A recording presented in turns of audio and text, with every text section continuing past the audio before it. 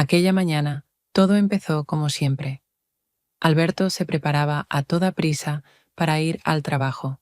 Traje de negocios, zapatos lustrados, el teléfono pegado a la oreja, incluso antes de beber su primera taza de café.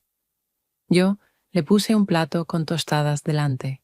Él asintió sin apenas mirarme y murmuró algo sobre una reunión. Me senté enfrente, bebía el café a sorbos pequeños y sentía cómo entre nosotros se alzaba un muro invisible, pero grueso. Seguíamos viviendo juntos, pero hacía mucho que ya no éramos cercanos. Nuestras conversaciones se habían reducido a listas de compras, facturas y a su trabajo interminable. Cuando se fue, yo me puse con mis cosas. La casa se había convertido, desde hacía tiempo, en refugio y trampa a la vez. Limpiar, cocinar, hacer las compras. Todo parecía avanzar, según un guión escrito de antemano. Incluso sabía cuáles serían las palabras de Alberto por la noche, al volver. Estoy cansado, y eso sería lo único que escucharía. Al mediodía me subí al coche para ir al supermercado. El camino era familiar hasta en los más mínimos detalles, los mismos cruces, los mismos baches, y fue precisamente en uno de ellos donde sentí un golpe brusco. La rueda saltó y el coche empezó a tambalearse.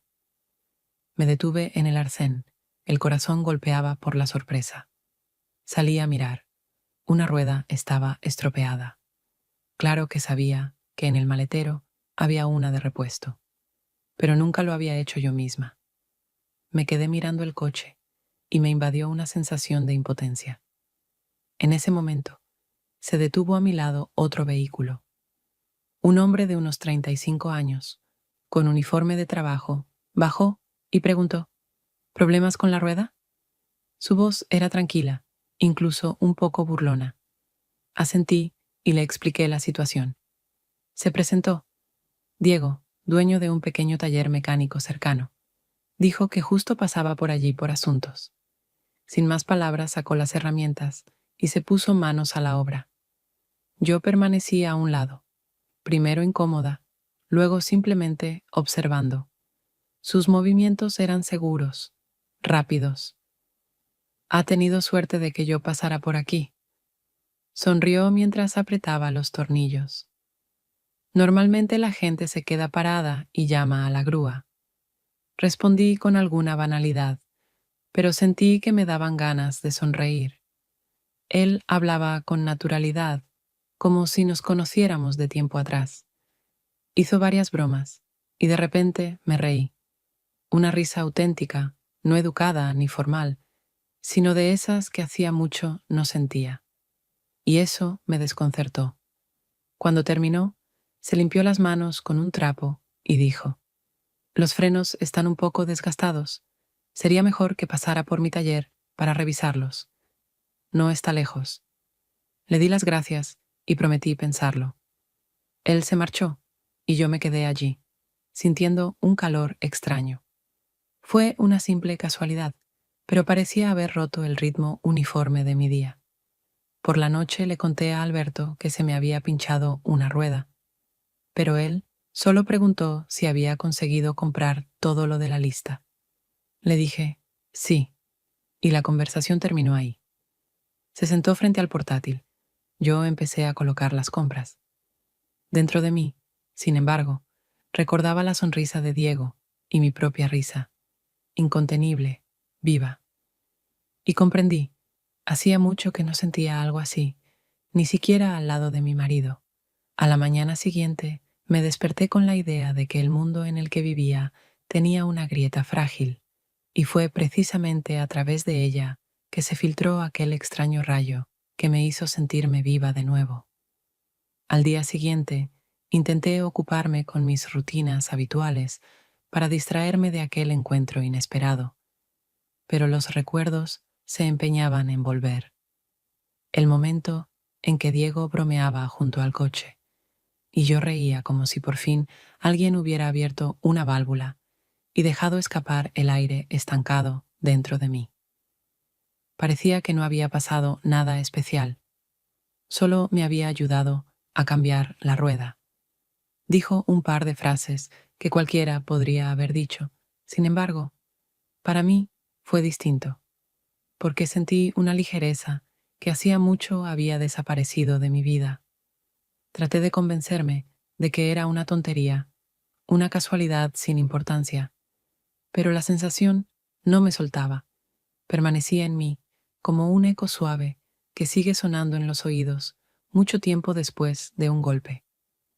2 días después, decidí que debía pasar por su taller, supuestamente para revisar los frenos. No era en absoluto necesario. El coche iba bien, nada me preocupaba, pero aquella excusa me pareció lo bastante sólida como para aliviar mi propia tensión interna. Dudé durante mucho rato, imaginando diferentes escenarios de cómo podría parecer todo.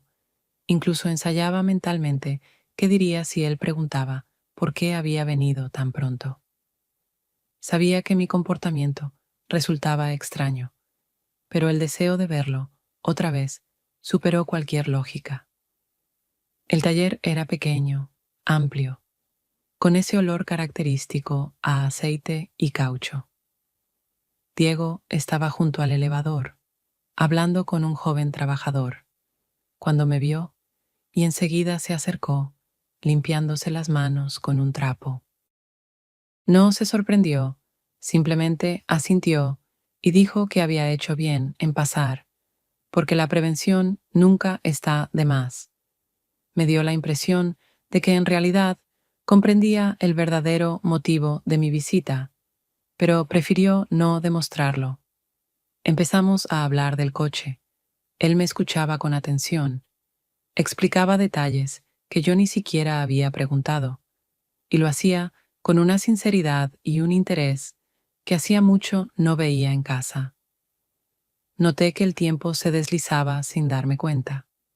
Hablamos mucho más de lo necesario, pasando de cuestiones técnicas a temas completamente distintos. Le conté que me gustaba leer por las noches, cuando mi marido se quedaba trabajando, y él confesó que a veces, después de la jornada, se quedaba en el taller reparando motos viejas por puro gusto. Cada respuesta suya sonaba simple, pero nada banal, sin la solemnidad forzada a la que yo me había acostumbrado en las conversaciones con Alberto. En un momento dado, me preguntó por qué parecía cansada y un poco triste.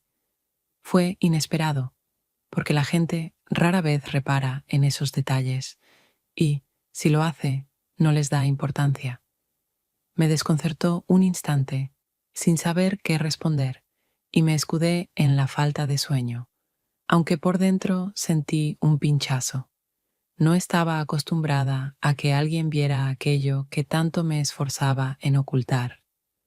Al volver a casa, me descubrí caminando por el pasillo, con una extraña rabia contra mí misma.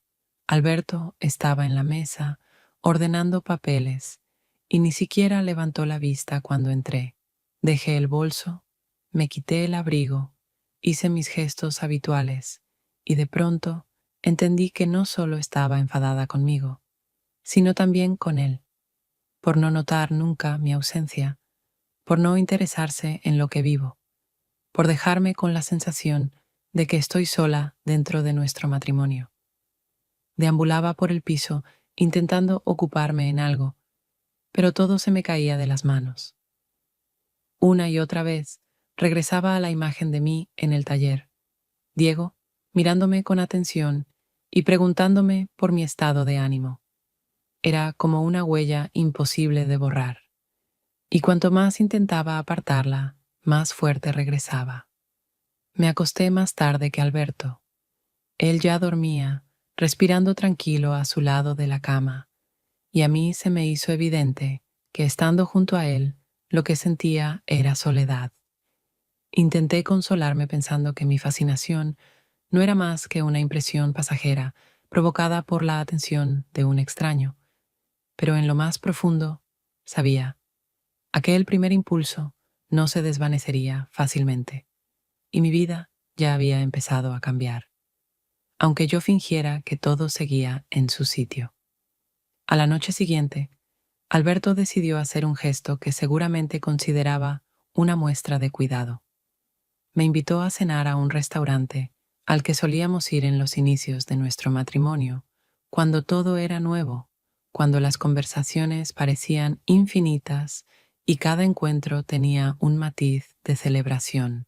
Sin embargo, esta vez la atmósfera era radicalmente distinta, porque desde el principio estuvo concentrado únicamente en su trabajo, en el próximo caso que debía ganar, en los clientes que exigían toda su atención. Yo me sentaba enfrente, escuchaba su voz monótona hablar de juicios y asentía en los momentos adecuados, intentando fingir interés, aunque por dentro sentía crecer en mí una oleada de irritación e incluso de desesperanza. Lo miraba, su perfil seguro, sus manos gesticulando sobre el mantel, y recordaba otras noches en las que había esperado al menos una muestra de atención, una sola pregunta sincera que tuviera que ver conmigo y no con sus casos o sus triunfos. Volvía a pensar que vivía al lado de alguien que había perdido todo interés en mí, pero que tampoco estaba dispuesto a dejarme ir, por la simple conveniencia de tener a su esposa a su lado para mantener la apariencia de una vida familiar. Yo sonreía, fingía que todo estaba bien, pero por dentro hervía, y esa ebullición era peligrosa porque no encontraba salida. Al día siguiente volví a ir a ver a Diego, y esta vez ya no fue casualidad. Yo sabía perfectamente que buscaba la ocasión de encontrarme con él, de sentir esa ligereza en la conversación que él sabía darme, de obtener, aunque fuera una migaja de sinceridad que tanto me faltaba en casa. Cuando llegué, estaba trabajando junto a un coche, con las manos manchadas de grasa y el rostro concentrado, pero en cuanto me vio, sonrió, dejó herramientas y me preguntó si estaba bien. Respondí que solo había decidido comprobar cómo estaba el coche, aunque sabía dentro de mí que la excusa sonaba débil y forzada. Aún así, él no cuestionó mis palabras, únicamente me miró con atención, como intentando comprender lo que me pasaba por dentro. Su pregunta sobre si todo iba bien en casa me tomó por sorpresa, porque no esperaba que se atreviera a tocar un tema tan personal, ya que apenas nos conocíamos. Al mismo tiempo, me impresionó su franqueza, porque iluminaba aquello que yo misma intentaba ocultar incluso de mí. Me defendí con evasivas, aseguré que todo estaba en orden, pero sentí crecer la certeza de que este hombre, al que conocía solo desde hacía unos días, me veía con más claridad que aquel con quien había compartido tantos años. Cuando regresé a casa, Alberto estaba otra vez hundido en sus llamadas telefónicas. Paseaba de un cuarto a otro, lanzando frases rápidas sobre facturas que había que pagar, y ni siquiera notó que yo intentaba quitarme el abrigo en silencio para no interrumpirlo. Sin embargo, dentro de mí crecía otra sensación. Estaba empezando a vivir una doble vida, porque ya no podía decir con honestidad a dónde iba ni qué hacía, y eso significaba que la mentira empezaba a echar raíces. En lugar de arrancarlas de inmediato, yo las alimentaba con mi propia indiferencia hacia la verdad. Aquella noche permanecí largo rato mirando el techo, intentando averiguar en qué momento nuestro matrimonio se había convertido en un proceso mecánico, sin espacio para los sentimientos auténticos, y por qué yo permitía que la atención de otro hombre se convirtiera en mi refugio en lugar de hablar con franqueza con mi esposo. Pero no encontré respuesta, porque mis dudas ya se mezclaban con la hipocresía. Fingía que me conformaba con nuestra vida, cuando en realidad cada día me alejaba más de él en pensamientos y emociones. Una semana después de aquella conversación, me crucé con Diego varias veces por pura casualidad, y cada encuentro se convirtió en una prueba inesperada para mí, porque incluso unos minutos a su lado me hacían sentir algo que no experimentaba desde hacía mucho: ligereza, atención y esa extraña calma que aparece cuando sabes que tus palabras no pasan de largo, sino que realmente llegan a quien te escucha. Una vez nos encontramos en el mercado. Yo escogía verduras. Él apareció con una bolsa de repuestos en la mano, y en vez de un saludo formal, conversamos como si fuéramos viejos conocidos, acostumbrados a compartir hasta los detalles más pequeños del día. Él bromeó, diciendo que mi cara era demasiado seria para alguien que estaba eligiendo tomates, y yo volví a reír, sin contenerme, aunque notaba que otros compradores nos miraban con cierta curiosidad. En otra ocasión, coincidimos en el aparcamiento del supermercado. Yo guardaba bolsas en el maletero cuando él apareció a unos coches de distancia. Me saludó con la mano y se acercó como si fuera lo más natural del mundo. Intercambiamos unas pocas palabras. Volvió a decir algo que me provocó una cálida oleada por dentro, y aunque la charla no duró más de unos minutos, la repasé una y otra vez en mi mente. Cada una de sus frases sonaba distinta a las del trato cotidiano. Había en ellas una atención dirigida solo a mí, como si realmente quisiera comprender lo que pensaba o sentía. En casa, en cambio, la situación con Alberto se hacía cada vez más tensa, aunque él parecía no darse ni cuenta. Su vida estaba completamente absorbida por el trabajo, por las reuniones interminables, las llamadas, los documentos, y hasta en la cena no dejaba el teléfono, respondiendo a otros sin mirarme, como si yo fuera apenas un fondo sobre el cual representaba su papel principal de abogado.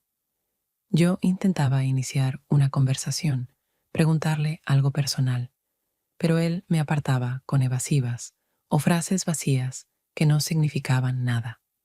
Con cada intento fallido, sentía que entre nosotros se abría un abismo imposible de cerrar con simples palabras.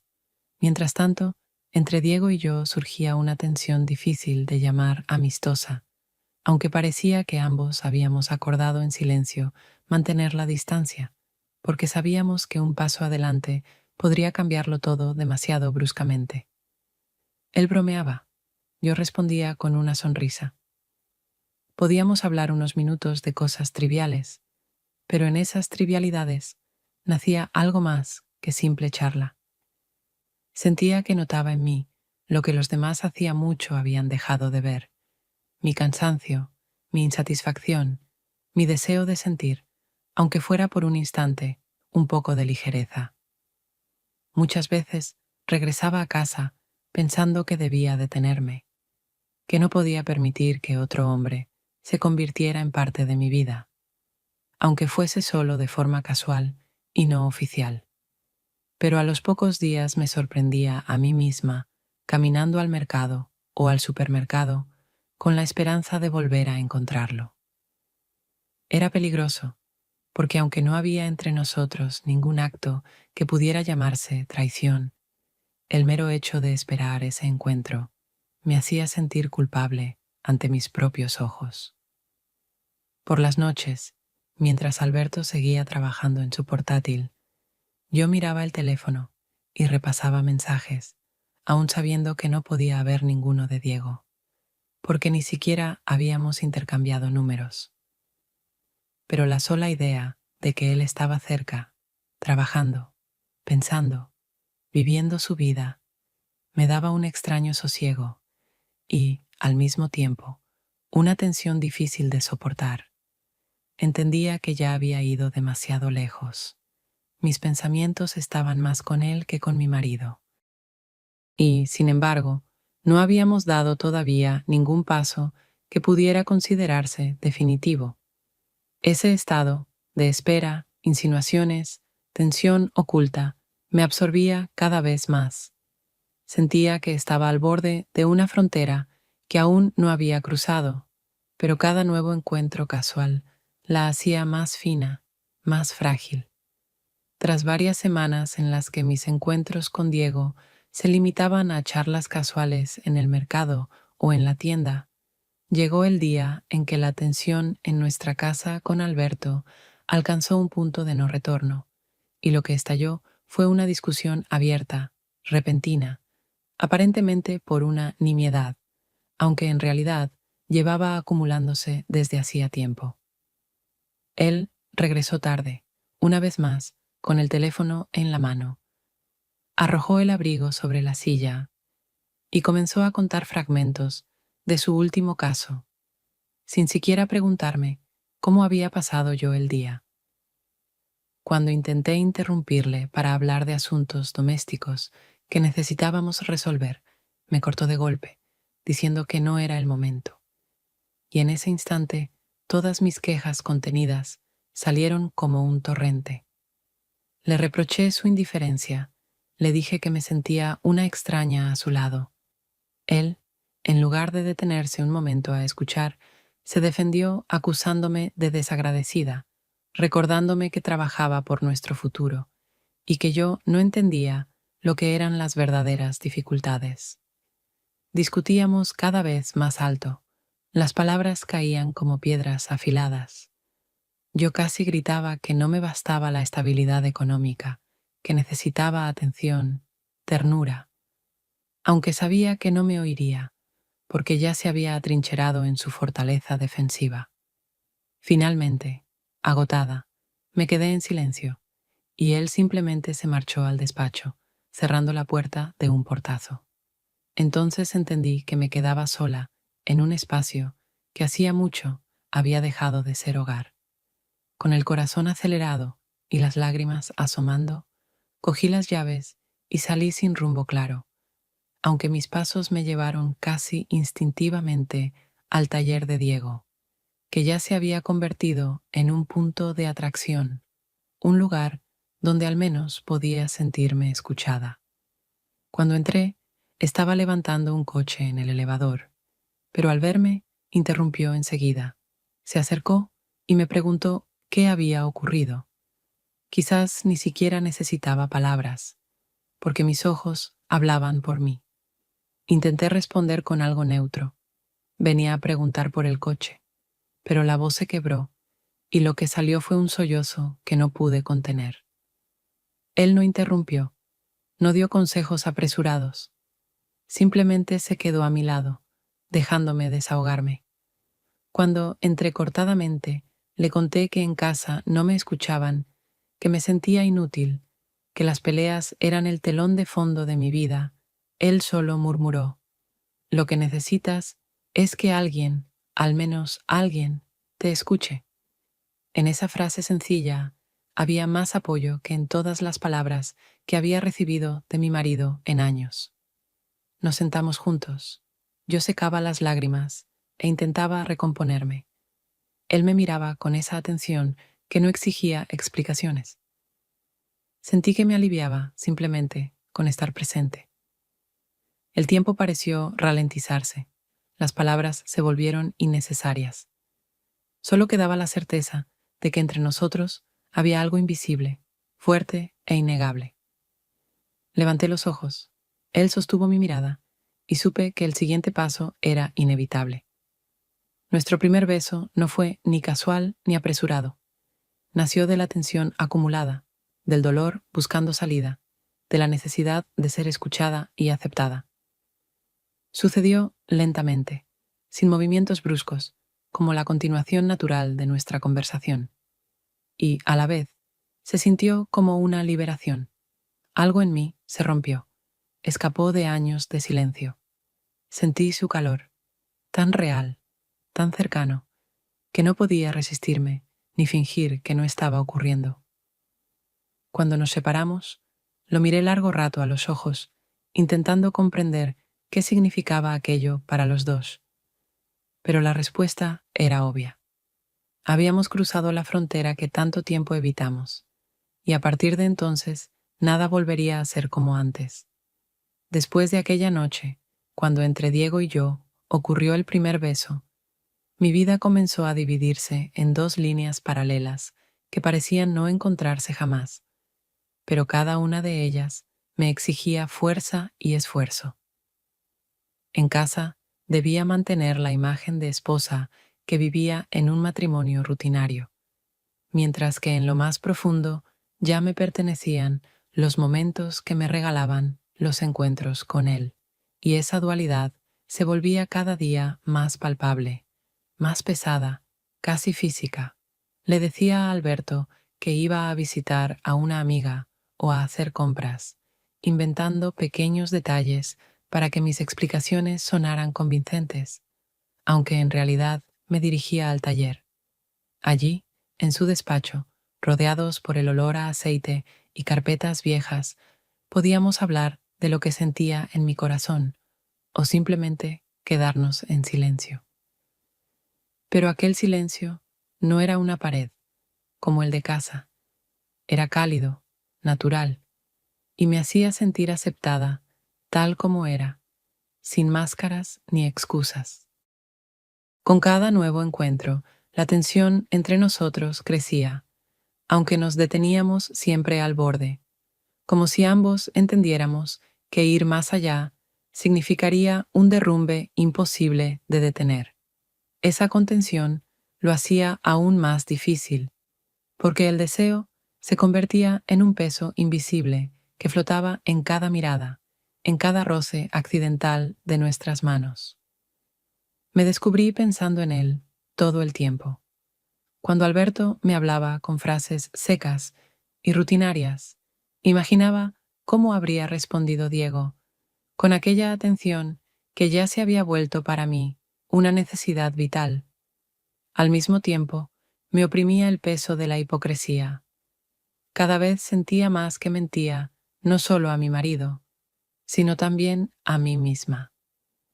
Porque en vez de afrontar mis propios sentimientos, inventaba una versión paralela de mi vida en la que parecía ser la esposa correcta, aunque en realidad era una mujer que vivía esperando el momento de reencontrarse con quien le había devuelto la risa verdadera. Intentaba justificarme pensando que nuestras reuniones eran solo conversaciones, que no hacíamos nada prohibido, pero en el fondo lo sabía. Lo más importante ya había ocurrido, porque mi corazón y mis pensamientos le pertenecían a otro. Empecé a notar que incluso en las situaciones más simples comparaba de manera inevitable. Cuando Alberto hablaba de sus clientes, sentía vacío. Cuando Diego me contaba recuerdos de su juventud o sueños de restaurar una vieja moto, lo escuchaba como si fuera lo más importante del mundo. Y cada vez que volvía a casa, me quitaba el abrigo, preparaba la cena y oía a mi marido hablar por teléfono. Sentía que actuaba en una obra de teatro que ya no tenía sentido, interpretando un papel en el que ni yo misma creía, mientras el único espectador ni siquiera se daba cuenta. Esa doble vida empezó a agotarme. De noche me costaba dormir, repasando mentalmente cada detalle de mis conversaciones con Diego y, a la vez, pensando en qué respondería a Alberto si un día me hacía una pregunta para la cual no tendría respuesta. Era como vivir en un equilibrio precario entre dos mundos. El oficial, escrito en los papeles como un matrimonio legítimo, y el otro, clandestino, pero verdadero en mis sentimientos, porque allí era donde, por primera vez en años, sentía la presencia real de alguien a mi lado.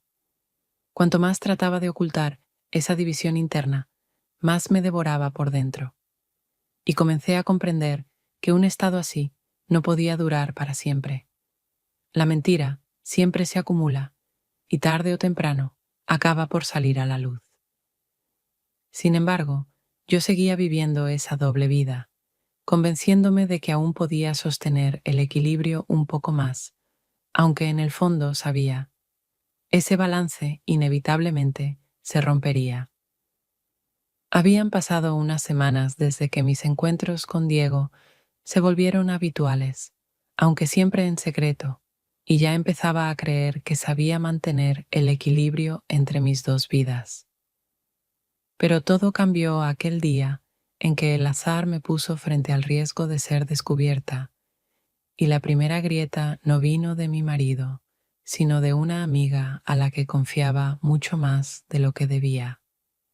Yo estaba de pie frente al taller, conversando con Diego sobre unos detalles insignificantes del coche, riendo por una de sus bromas, cuando de repente, al otro lado de la calle, vi una figura conocida. Era Laura, mi vieja amiga, siempre atenta a las historias ajenas, como si las coleccionara en un cofre personal. Y de inmediato sentí que aquel encuentro no pasaría inadvertido. Ella no se acercó enseguida. Primero lanzó una mirada rápida hacia nosotros, pero bastó ese gesto breve para que comprendiera.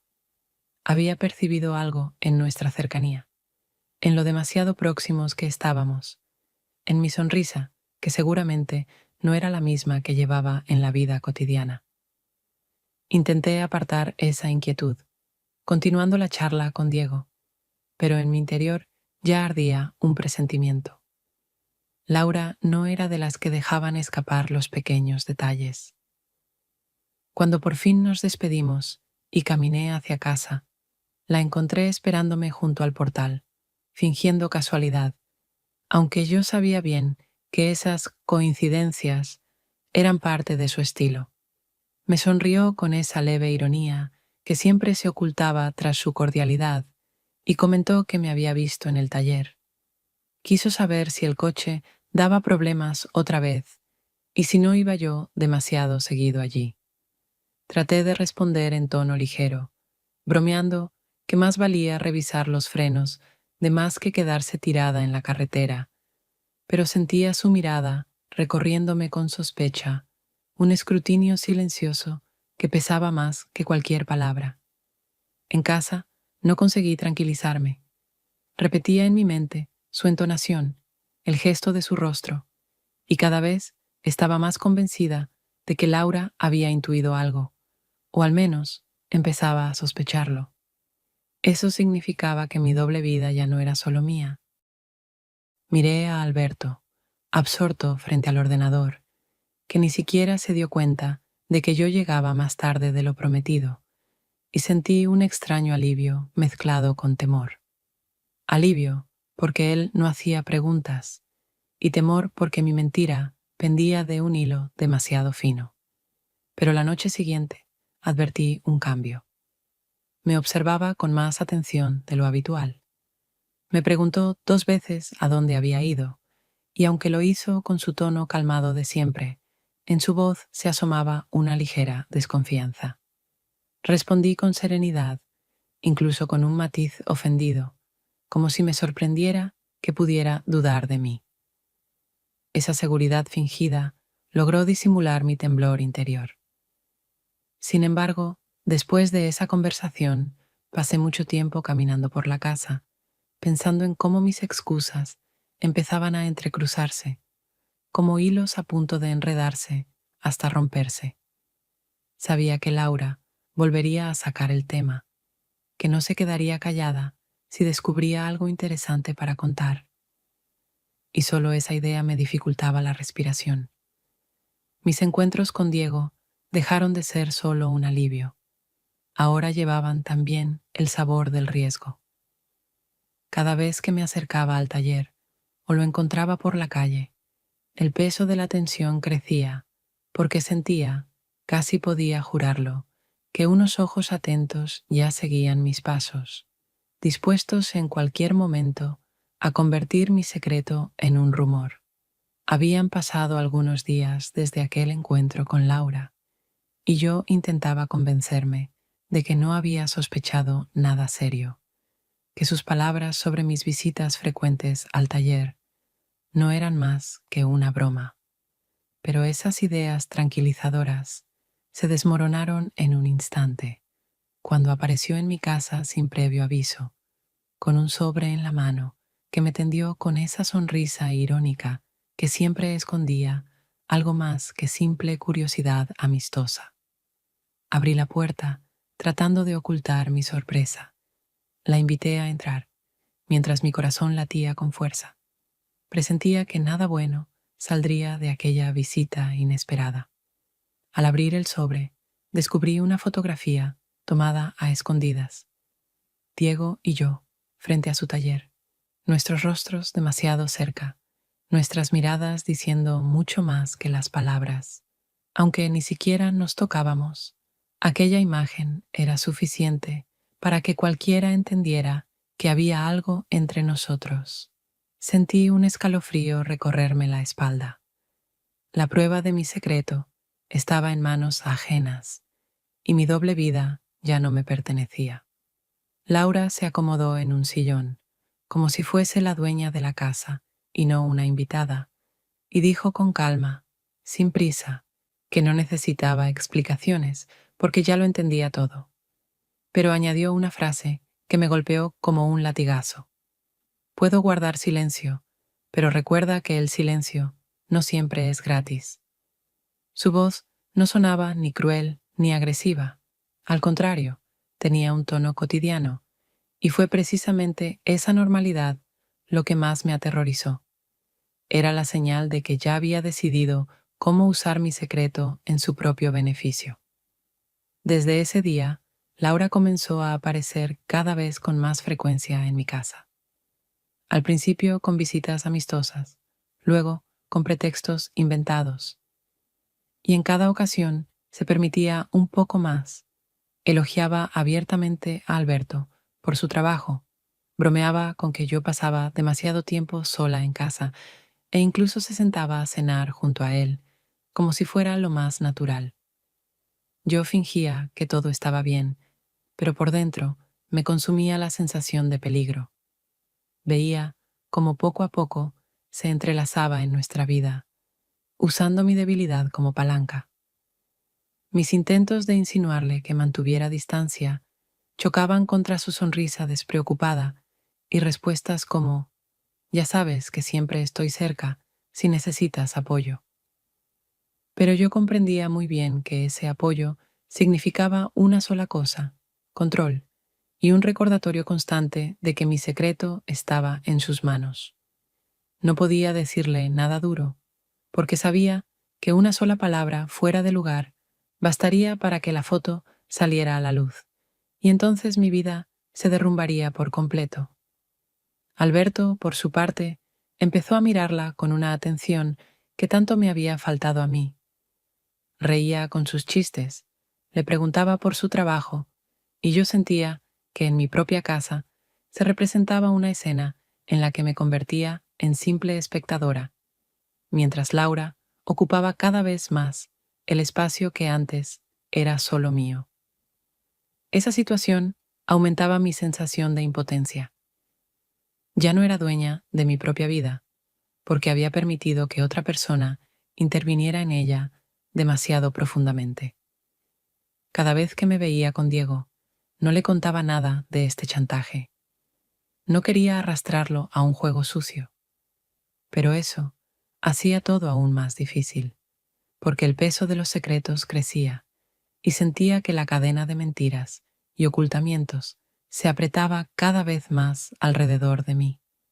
Podría haber cortado todas esas reuniones, dar un paso brusco y poner un punto final, sabiendo que cuanto más avanzaba, más enredada quedaba.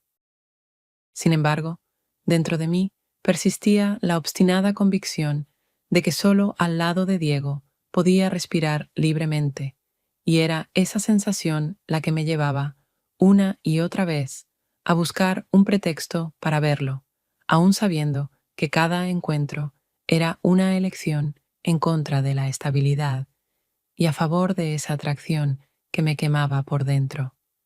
Nuestros encuentros se volvían cada vez más íntimos, en términos de confianza. Compartíamos cosas que nunca habíamos dicho a nadie, y me resultaba extraño que alguien que hacía tan poco era un completo desconocido se hubiera convertido en la única persona a la que podía abrirle las partes más dolorosas de mi vida. Diego me contaba sobre su infancia, sobre su padre que abandonó a la familia y sobre cómo desde pequeño aprendió a valerse por sí mismo para no depender de nadie. Al escucharlo, me sorprendía pensando que existía un paralelismo extraño entre nosotros. Él aprendió a sobrevivir en soledad y yo aprendí a fingir felicidad en el matrimonio. Dos historias distintas que se encontraban en la capacidad de ocultar el dolor ante los demás. Yo, por mi parte, le confesaba mi desilusión en la relación, cómo sentía cada vez más la indiferencia de Alberto y cómo me devoraba mi propia mentira, pues cada pequeña invención era un nuevo ladrillo en el muro que yo misma levantaba entre mí y la verdad.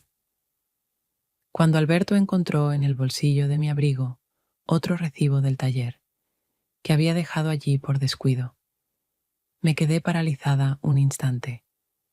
Sabía que sería difícil dar una explicación convincente, pero reuniendo toda mi seguridad, le dije que solo había hecho una revisión preventiva, sin avisarle, para no molestarlo. Pareció creerme, pero vi en sus ojos una sombra de sospecha que ya no desapareció. Empezó a hacer más preguntas, a observarme más de lo habitual, aunque nunca se atrevía a decir directamente lo que le inquietaba. Y esa desconfianza silenciosa se volvía más pesada que cualquier acusación explícita. Mientras tanto, Laura seguía apareciendo en nuestras vidas cada vez con más frecuencia, y en cada visita dejaba caer insinuaciones que me recordaban que me tenía en sus manos. Preguntaba si necesitaba ayuda porque me veía demasiado ocupada, o me miraba fijamente durante la cena, como para recordarme la foto que podía mostrar en cualquier momento. Alberto aceptaba sus visitas con un placer disimulado. Le agradaba sentir la atención femenina, y yo veía cómo participaba con entusiasmo en conversaciones en las que a mí no me quedaba más que callar para no perder el control. Mis encuentros con Diego, en ese tiempo, se volvían emocionalmente más intensos. Ya no hablábamos solo de problemas, sino también de lo que significaba estar el uno junto al otro, aunque ambos evitábamos pronunciar palabras que transformaran nuestras charlas en una confesión abierta. A veces me miraba de una manera que hacía que toda mi resistencia se derritiera, pero aún así se contenía de dar el siguiente paso. Eso, por un lado, nos salvaba de la catástrofe, pero por otro, hacía que la tensión entre nosotros se volviera casi insoportable. Empecé a sentir que vivía atrapada en un círculo cerrado. En casa debía interpretar a la esposa que no esconde nada, reprimiendo las sospechas de Alberto y soportando las miradas de Laura, y a solas con Diego me permitía decir en voz alta lo que antes ni siquiera me dejaba pensar. Cuanto más hablaba, más difícil resultaba regresar al ritmo habitual de mentiras y silencios. Cada día mi vida se transformaba en un conflicto total, externo, con mi marido, que percibía que algo no iba bien, e interno, conmigo misma, porque ya no podía distinguir dónde comenzaba mi verdadero deseo y dónde solo la huida de ese vacío que se había tragado nuestro matrimonio. Con el tiempo empecé a notar que incluso los más mínimos detalles en la conducta de Alberto cambiaban. No hacía nada especial, pero sus miradas se volvían más penetrantes, sus preguntas más frecuentes, y en su entonación aparecía un matiz que antes no le pertenecía. Sentía que se alejaba poco a poco de aquella indiferencia en la que había vivido, pero esa nueva atención no tenía nada que ver con el cuidado, sino con la desconfianza, con la sospecha que nace cuando la confianza ya empezó a resquebrajarse. No me acusaba directamente, pero su silencio en las noches decía mucho más que cualquier palabra, y comprendía que le bastaban unos pocos detalles más para armar el cuadro completo. Trataba de defenderme, a veces no tanto con palabras como con entonaciones, con una ofensa fingida, como si me humillara el simple hecho de sospechar de mí. Y a veces funcionaba, porque retrocedía, pero en su rostro quedaba la sombra de la duda que demostraba que, en el fondo, no creía en mis explicaciones. En esos momentos me sorprendía sintiendo rabia hacia él, cuando en realidad debería enfadarme conmigo misma, porque eran mis mentiras y secretos los que habían engendrado ese frío entre nosotros. Sin embargo, era más fácil trasladar la responsabilidad a él que reconocer mi propia culpa. Al mismo tiempo, Laura empezó a actuar de manera más abierta. Parecía disfrutar del poder que tenía sobre mí y aprovechaba cada ocasión para subrayarlo. Venía de visita y se quedaba más tiempo del que era adecuado.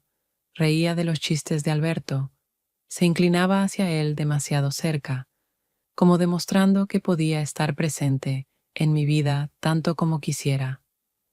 Yo me sentaba al lado, fingiendo indiferencia, pero cada uno de sus movimientos lo sentía como un desafío, y ese desafío no hacía más que intensificar mi sensación de aislamiento dentro de mi propia casa.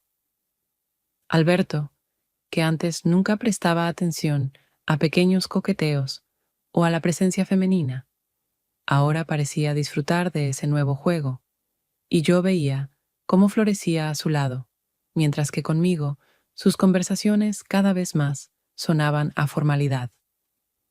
A veces lo sorprendía repitiendo las mismas palabras, las mismas frases de antes, pero ahora vacías de contenido emocional. Eran solo sonidos destinados a sostener la ilusión de una vida conyugal. Entre nosotros se instaló una atmósfera de frío. Vivíamos en el mismo apartamento, pero como si lo hubiéramos dividido en dos mundos paralelos que casi no se tocaban. Su mundo consistía en el trabajo, las reuniones y esos momentos en los que se permitía sonreír en presencia de Laura.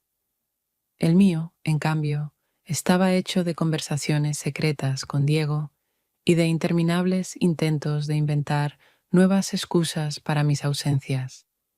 Esta división se volvió tan evidente que incluso las cenas compartidas parecían un ritual, ejecutado solo por conveniencia social. Me despertaba por las noches, miraba a su espalda, vuelta hacia mí, y pensaba que, incluso si quisiera contarle toda la verdad, ya no me escucharía, porque nuestras conversaciones habían perdido el sentido desde hacía tiempo. En esos instantes sentía que el frío en la familia ya no era una casualidad, sino una ley inevitable que poco a poco sustituía todo lo demás. Laura, mientras tanto, seguía actuando con cautela, pero con un objetivo claro. No hablaba directamente, pero cada frase suya llevaba una insinuación, como si al pasar mencionara que yo no siempre estaba donde decía, o que en la ciudad había lugares interesantes donde se podía encontrar casualmente a conocidos.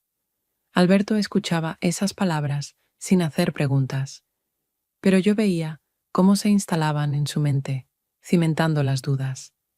Vivía con la sensación de estar atrapada en un aro que cada día se apretaba más. De un lado Alberto con su sospecha, del otro Laura con su chantaje silencioso, y en el medio yo, que seguía engañando a todos y también a mí misma, porque la esperanza de algo distinto aún parecía posible, aunque ya casi inalcanzable. Una noche, después de otra conversación con Diego, me demoré en su taller. Estábamos de pie junto a la mesa de trabajo, hablando de cosas que para otros serían minucias, pero que para mí tenían un enorme significado, porque en esos detalles sentía el contacto vivo que tanto me faltaba en casa.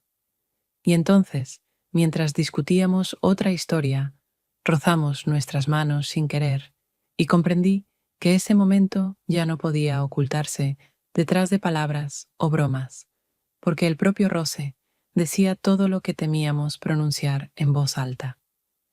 No me di cuenta de inmediato de que en la puerta estaba Alberto, y su figura silenciosa nos detuvo a ambos, nos hizo apartarnos, aunque ya era demasiado tarde, porque había visto más de lo necesario.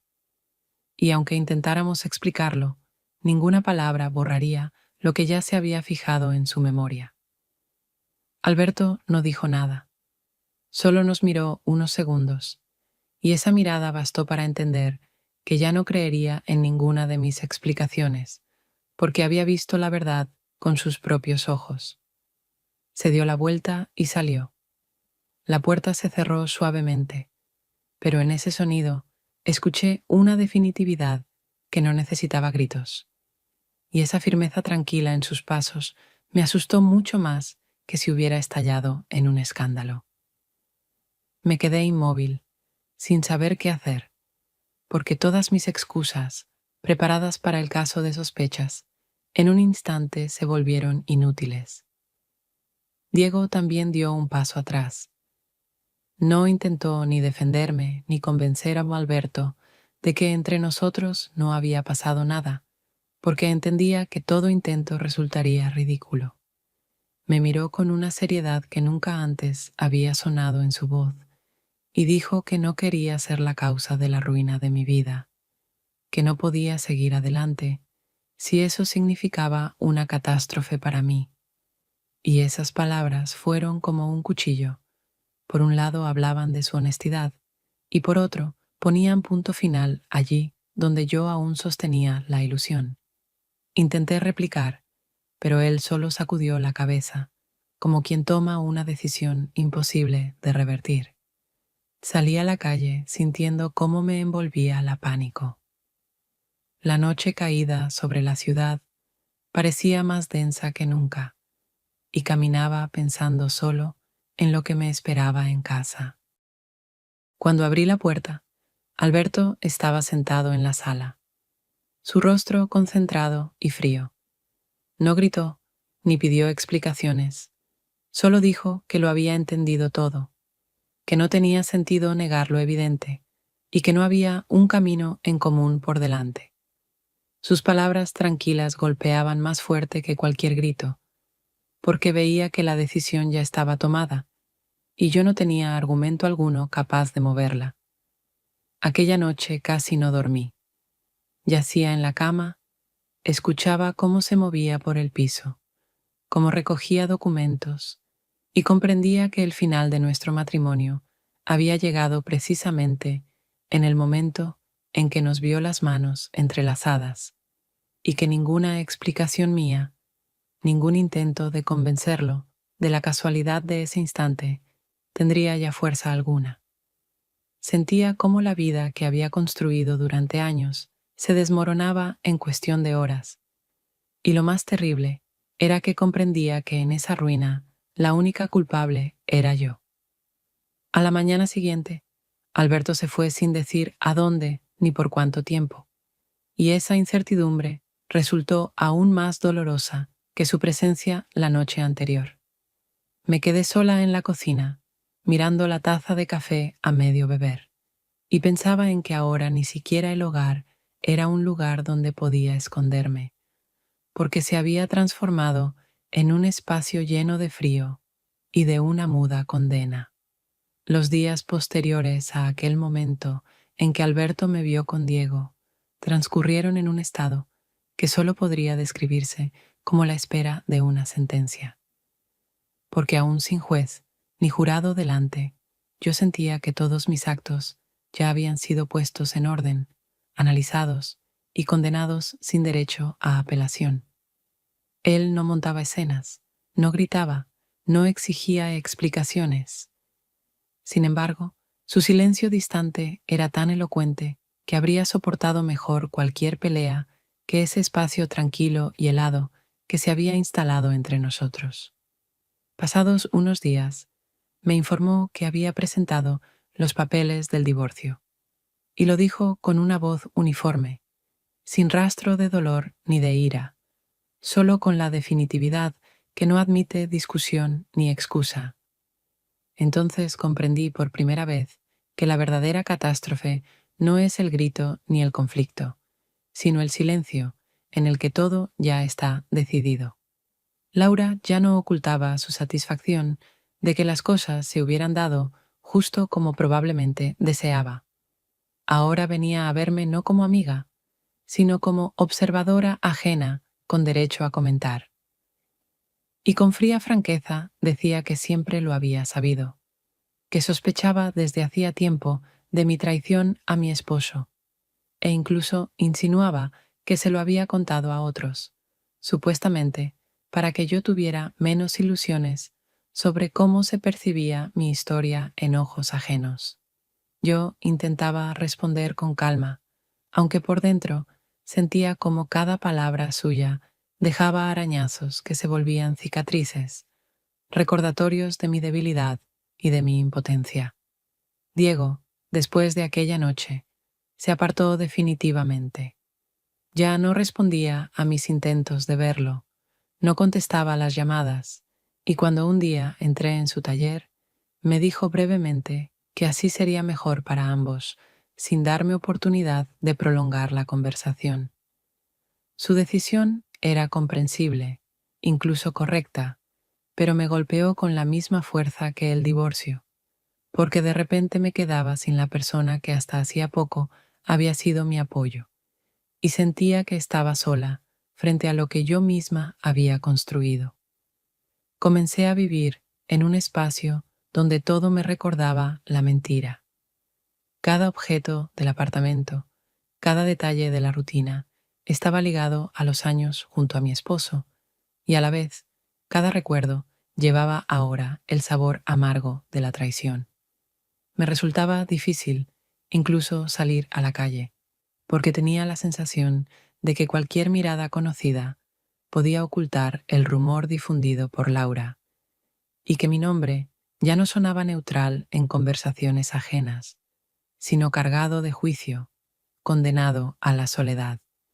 Lo más doloroso era comprender que todo había empezado de manera tan inocente. Aquella mañana en que reí por primera vez junto a Diego, sintiendo que alguien me veía y me escuchaba. Era apenas una diminuta desviación de la rutina, una grieta mínima en el día común. Pero esa grieta pronto se convirtió en la fisura que destruyó todo lo que tenía. No podía retroceder a ese momento. No podía borrar mis palabras, ni mis actos, y esa sensación de irreversibilidad hacía mi soledad aún más profunda. Por las noches, sentada junto a la ventana, solía mirar las luces de la ciudad y pensar en lo fácil que es perderlo todo cuando se busca apenas una migaja de calor donde falta, y en lo difícil que es después vivir cuando solo te queda tu propia verdad, una verdad que nadie quiere escuchar. En mi historia no hubo vencedores. Alberto obtuvo la libertad, pero me perdió a mí. Diego desapareció de mi vida, pero se quedó en mis recuerdos. Laura consiguió el poder que buscaba, pero con ello destruyó definitivamente nuestra relación, y solo yo quedé a solas con el eco de todos mis errores. Así comprendí que el castigo más terrible por la mentira no es la condena ajena, sino la propia soledad, en la que ya no queda nadie que de verdad escuche o entienda, porque todo lo que permanece después de ese camino es un espacio vacío, y el pensamiento de que, a veces, una sola elección puede cambiar toda una vida sin derecho a retorno.